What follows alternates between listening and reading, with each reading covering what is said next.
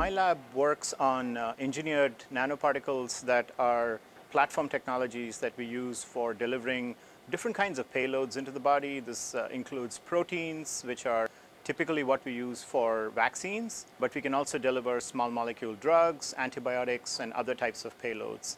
So we use these nanoparticles in a couple of different ways. We use them as what we call drug delivery vehicles and design what are called nanomedicines. But then these nanoparticles can also be used as what are called adjuvants, which are molecules that are used to boost the immune response.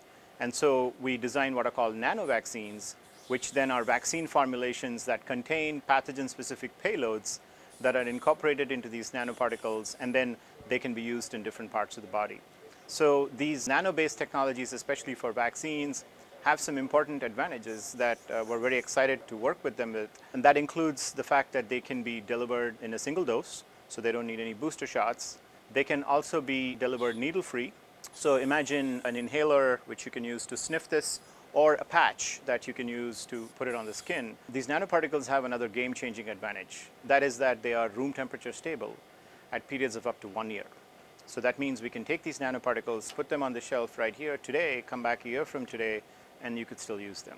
These particles can also be delivered to specific tissues. So for example, if you're thinking about COVID-19, flu, any of these respiratory infections, you want these particles to reside in the lungs because that's where the pathogen is going to have the most impact.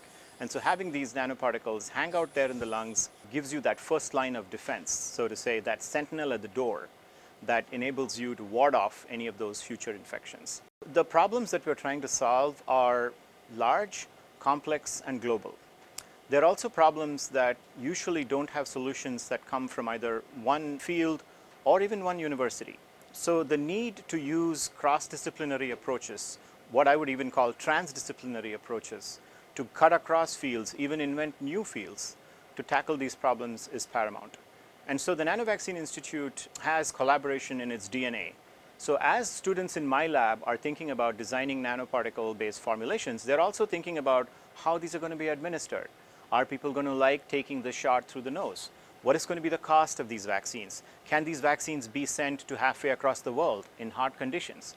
These are problems that are way downstream, but the students are thinking about these problems now while they're working on this vaccine. That is one of the unique attributes that the Nanovaccine Institute brings.